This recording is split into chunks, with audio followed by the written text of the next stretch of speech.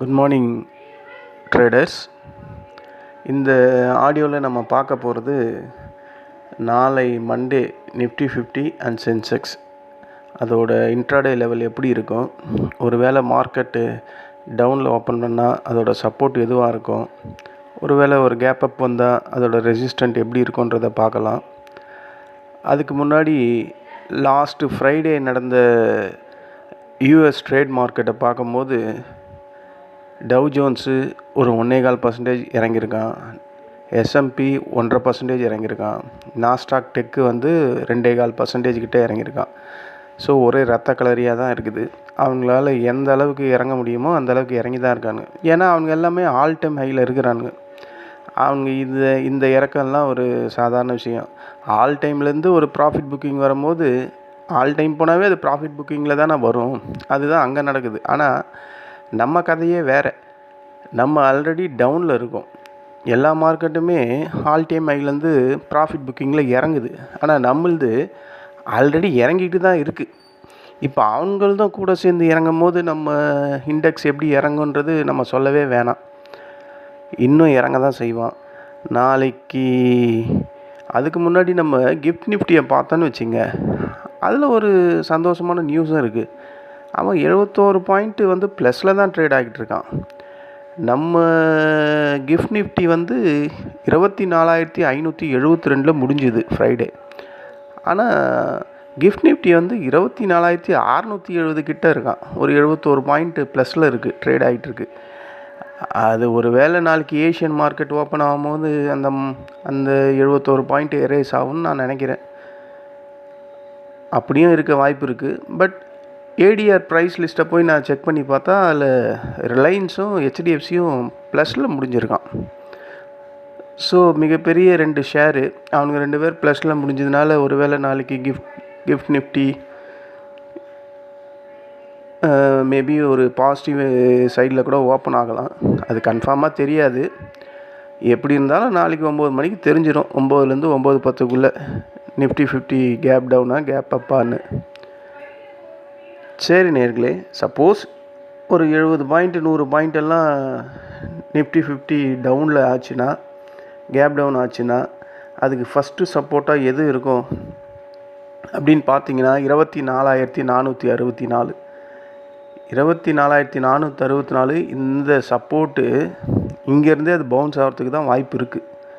ஏன்னா இந்த இடத்துல புட் ரைட்டர்ஸ்லாம் ஹெவியாக இருப்பாங்க. 24,500லேயே இருப்பாங்க. பட் 500எல்லாம் உடைப்பான். ஏன்னா ஒரு வேளை ஒரு 100 பாயிண்ட்டு டவுனில் ஆச்சுன்னா அது 24,472 அந்த ரேஞ்சில் தான் ஓப்பன் ஆகும். ஸோ சப்போர்ட் ஃபஸ்ட்டு 24,464, ரெண்டாவது 24,361. இந்த சப்போர்ட்டும் ஒரு ஸ்ட்ராங்கான சப்போர்ட்டு. எனக்கு தெரிஞ்சு இந்த 24,361 வரையும் வர்றதுக்கு இன்னமும் வாய்ப்பு இருக்க மாதிரி தோணுது. பார்க்கலாம். நம்ம கணிக்கிற மாதிரி மார்க்கெட்டு எப்போவுமே நடக்காது.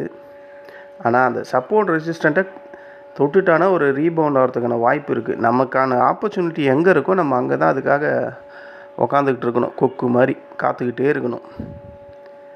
24,361 அவன் உடச்சி கீழே போகிறான்னா 24,210 இதுதான் கடைசியான ஒரு சப்போர்ட்டு. இந்த சப்போர்ட்டு ஏன்னா இப்போ நான் சொன்னதே ஒரு 350 பாயிண்ட்டு கீழே, இப்போ இருக்கிற கரண்ட் ப்ரைஸ்லேருந்து 350 பாயிண்ட்டு கீழே தான் சொல்லிக்கிட்டு இருக்கேன். ஒரு நிஃப்டி 50 ஒரு இண்டெக்ஸு ஒரு 350 பாயிண்டெல்லாம் இறங்குமான்னு கேட்டிங்கன்னா நிச்சயமாக இறங்காது. ஆனால் இன்ட்ராடே லெவலில் அந்த இடத்த தொட்டுட்டு பவுன்ஸ் ஆகிறதுக்கெல்லாம் வாய்ப்பு இருக்குது. அவன் அந்த 250 பாயிண்ட்லேயே கீழே முடிவான்லாம் நான் சொல்லலை. பட் பாசிபிலிட்டிஸ் இருக்குது. தொட்டுட்டு கூட ரீபவுண்ட் ஆகிடலாம். இந்த சினாரியோனா நடக்கிறதுக்கு வாய்ப்பு அதிகமாக இருக்குது. நிஃப்டி 50ல் சப்போர்ட் ரேஞ்சில் ஒருவேளை ஒரு 50 பாயிண்ட்டு அந்த மாதிரி கேப் அப்பில் ஓப்பன் ஆச்சுன்னா அதுக்கான ஃபஸ்ட்டு ரெசிஸ்டண்ட் 24,685. இது ஒரு ஸ்ட்ராங்கான ரெசிஸ்டண்ட்டு. இங்கேருந்தெல்லாம் இங்கே போய் தொட்டானா அவன் கீழே வர்றதுக்கு வாய்ப்பு இருக்குது. இல்லை அதையும் மேலே உடைச்சானா, ஏன்னா நம்ம ஆல்ரெடி எக்கச்சக்க லாஸஸ் 2 வாரத்தில் நிஃப்டி 50 கொடுத்துருக்கு. இன்வெஸ்டர்ஸுக்கும் சரி ட்ரேடருக்கும் சரி. ஒருவேளை ஒரு புல்லிஷ் ப்ரெஷரில் நல்லா மேலே போச்சுன்னா அந்த ரெசிஸ்டண்ட்டை உடச்சி 24,773 செகண்ட் ரெசிஸ்டண்ட்டாக இருக்கும். அதையும் மீறி உடைச்சானா அவனுக்கு கடைசியாக இருக்கிற ஒரு ரெசிஸ்டண்ட் வந்து 24,930. 24,930லாம் சத்தியமாக போகாது.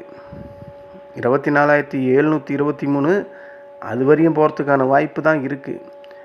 ஆனால் மார்க்கெட்டில் நம்ம எதையுமே ஒரு 100% மார்க்கெட் இந்த ரேஞ்சுக்கு போயிட்டு இந்த ரேஞ்சுக்கு இறங்கணும்லாம் சொல்ல முடியாது.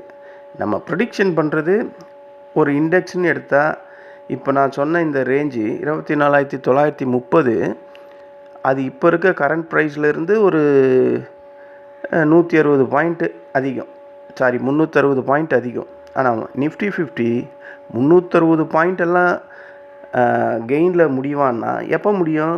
ஏதாவது ஒரு இன்சிடெண்ட்டு, ஒரு பெரிய நியூஸு, இல்லை ஒரு அரசியல் நியூஸு, இல்லைன்னா ஏதாவது ஒரு பொருளாதார சந்தோஷமான நியூஸு. இதை இப்போ ட்ரம்ப்பு திடீர்னு சொல்கிறாருன்னு வச்சுங்க, இந்தியாவுக்கான 25% டேக்ஸை நான் வந்து ஹோல்ட் பண்ணுறேன் அப்படின்னா இந்த ரேஞ்செல்லாம் போயிடுவான்.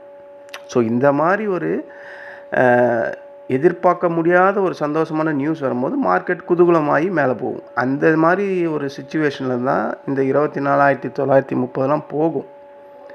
மற்றபடி அதோட கடைசி ரெசிஸ்டண்ட் 24,773 அவன் கீழே செல் ஆஃப் ஆகிறதுக்கான வாய்ப்புகள் தான் அதிகம். இது நிஃப்டி 50க்கான நாளைக்கான intraday support and resistant. Sensex பார்த்தோம்னா சென்செக்ஸ் வந்து இப்போது க்ளோஸ் ஆகிருக்கிறது 80,599. இந்த சென்செக்ஸ்லாம் ரொம்ப டேஞ்சருங்க. இவன் நான் ஆல்ரெடி சொல்லியிருக்கேன், இவன் பயங்கரமாக வெலட்டிலிட்டி இருக்கக்கூடிய ஒரு இண்டெக்ஸு. நீங்கள் நம்ப மாட்டீங்க, நான்லாம் இந்த சென்செக்ஸை பற்றி முன்னாடியெல்லாம் ப்ளே பண்ணும் போது இன்ட்ராடேல எனக்கு தெரியாது. அந்த சப்போர்ட்டில் எடுத்துகிட்டு நான் போய் தண்ணி குடிச்சிட்டு வர்றதுக்குள்ளே அது 3,000 பாயிண்ட்டுக்கிட்ட 3,000 ரூபாய் லாஸ்ட்டில் இருந்தது எனக்கு. அப்போ தான் நான் அதோட அந்த கொடுமையை உணர்ந்தேன். என்ன உட்காந்துட்டு தண்ணி குடிச்சிட்டு வர்றதுக்கு எவ்வளோ நேரம் ஆயிருக்கும்? அதிகபட்சமாக ஒரு 2-3 நிமிஷம் ஆயிருக்குமா? அதுக்குள்ளே 3,000 ரூபாய் லாஸுங்க அது. அதை பார்த்தோன்னே க்ளோஸ் பண்ணிட்டேன். எனக்கு ஏன்னா என்னுடைய டார்கெட் 2,000 ரூபாய் தான் நான் எப்போவுமே வைப்பேன். அப்போ எனக்கு வேறு இந்த சப்போர்ட் ரெசிஸ்டண்ட்லாம் அந்தளவுக்கு என்னால் அக்யூரேட்டாக கணிக்க முடியல, எக்ஸ்பீரியன்ஸ் கிடையாததுனால. பட் இதில் இப்போ அடி வாங்கி எக்ஸ்பீரியன்ஸ் ஆனதுனால இங்கே வந்ததுன்னா இது இங்கேருந்து கொஞ்சம் ஸ்லைட்டாக ரீபவுண்ட் ஆகிறதுக்கான வாய்ப்புகள் இருக்குது அப்படின்னு எனக்கு திங்க் பண்ண ஆரம்பித்தது இந்த எக்ஸ்பீரியன்ஸால் மட்டும்தான். அதனால தான் நான் அந்த சப்போர்ட் ரெசிஸ்டண்ட்டை உங்கள்கிட்ட எப்போவுமே சொல்கிறது, அந்த இடம்லாம் வரும்போது ஒரு ட்ரை பண்ணுங்க அப்படின்ட்டு.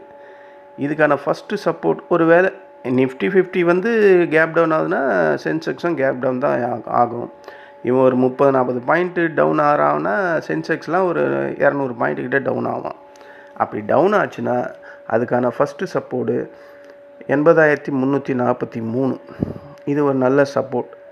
அதையும் உடச்சிட்டானா 80,028 தான் அவனுக்கு செகண்ட் சப்போர்ட். அதுக்கு கீழேயும் உடையுதுன்னா 79,578. ஸோ இந்த சப்போர்ட்டெல்லாம் நீங்கள் ரெஜிஸ்டர் பண்ணி வச்சிங்க, இல்லைனா உங்கள் சார்ட்டில் ஓப்பன் பண்ணி ஒரு டெக்ஸ்ட் மாதிரி அதை அங்கே எழுதி வச்சிங்க. அந்த ரேஞ்செல்லாம் வரும்போது நான் சொன்ன அந்த இன்ட்ராடே கான்செப்ட் பிரகாரம் ஒரு இந்த மணியை ட்ரை பண்ணி பாருங்கள்.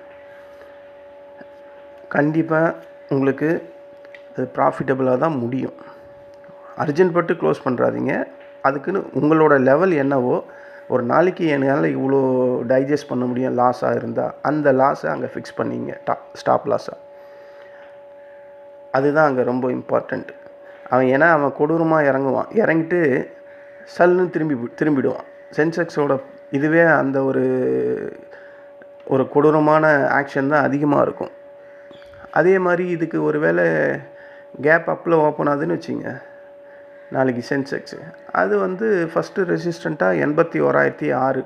இது லாஸ்ட்டு ஃப்ரைடே வந்து சப்போர்ட்டாக இருந்தது, இப்போ ரெசிஸ்டண்ட்டாக மாறிடுச்சு.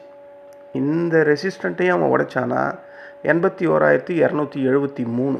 இது செகண்டு ரெசிஸ்டண்ட்டு. மூணாவது ரெசிஸ்டண்ட்டு 81,536. ஸோ ஒரு 1000 பாயிண்ட்டு சென்செக்ஸ் ஒரு நாளைக்கு இன்ட்ராடேயில் ஏறிக்கிட்டும் இறங்கிட்டும் இருக்கக்கூடிய ஒரு வேலட்டைலான ஒரு இண்டெக்ஸ் தான். ஸோ இதுக்கு ஒரு 1000 பாயிண்ட்டு ஃபிக்ஸ் பண்ணியிருக்கோம் நம்ம இந்த சப்போர்ட் இந்த ரெசிஸ்டண்ட்டில் பார்க்கும்போது. ஸோ இந்த சப்போர்ட் அந்த ரெசிஸ்டண்ட்லாம் வரும்போது நீங்கள் செக் பண்ணுங்கள். ஏன்னா 9:15 ஆரம்பித்து மார்க்கெட் 3:30 வரையும் நடக்க போகுது. நம்ம ஃபஸ்ட்டு கேண்டில்லையே போய் அட்டெம்ப்ட் பண்ணி ப்ராஃபிட் பண்ணணும்லாம் நினைக்காம வெயிட் பண்ணலாம். இந்த சப்போர்ட்டெல்லாம் வரும்போது நம்ம அதை யூஸ் பண்ணலாம். ஸ்டார்டிங்லேயே ஒரே கேண்டிலில் சரி இந்த 80,343 தொட்டான் இங்கேருந்து ரிவர்ஸ் ஆகும்லாம் போயிட்டு லாஸஸில் போய் ஸ்டார்டிங்லேயே மாட்டிக்காதீங்க. வெயிட் பண்ணலாம். எவ்வளோ நேரம் இருக்குது? 5.5 மணி நேரம் இருக்குது, 6 மணி நேரம் இருக்குதுன்னு நினைக்கிறேன் நம்ம ஒரு நாளோட இன்ட்ராடே ஹவர்ஸு. அதில் நம்ம கண்டிப்பாக ப்ராஃபிட்டை பிடிக்கலாம் முடியும். என்னால் முடிஞ்சிக்கிட்டு தான் இருக்குது. இப்போ என்னால் முடியுதுன்னா உங்களாலேயும் முடியும் தானே. நம்ம எல்லாருமே ஒரே ஹியூமன் பீயிங்ஸ், ஒரே மாதிரியான மூளை, ரத்தம், திங்கிங் எல்லாம் ஒன்று தான். ஷேர் மார்க்கெட்டில் நம்ம எல்லோரும் என்ன திங்க் பண்ணுவோம்? நமக்கு லாபம் வரணும் தானே திங்க் பண்ணுவோம். அப்போ எல்லாருடைய இன்டென்சிட்டியும் அதை நோக்கி தானே இருக்கும், லாபம் வேணும்னு. ஸோ அதுக்கான வழிகள் தான் இது. இதை அந்தந்த ரெசிஸ்டண்ட் அந்தந்த சப்போர்ட் வரும்போது உங்களோட ஓன் டிசிஷனில் இவன் சொல்கிற இந்த ரெசிஸ்டன்ஸ் சப்போர்ட்லாம் கரெக்டாக ஒர்க் ஆகுதா, இல்லை நம்மளோட கால்குலேஷன் எப்படி இருக்குது கம்பேர் பண்ணிவிட்டு ஒரு தீர்க்கமான முடிவை எடுங்க. இந்த மணி ஆப்ஷனை மட்டும் எடுங்க.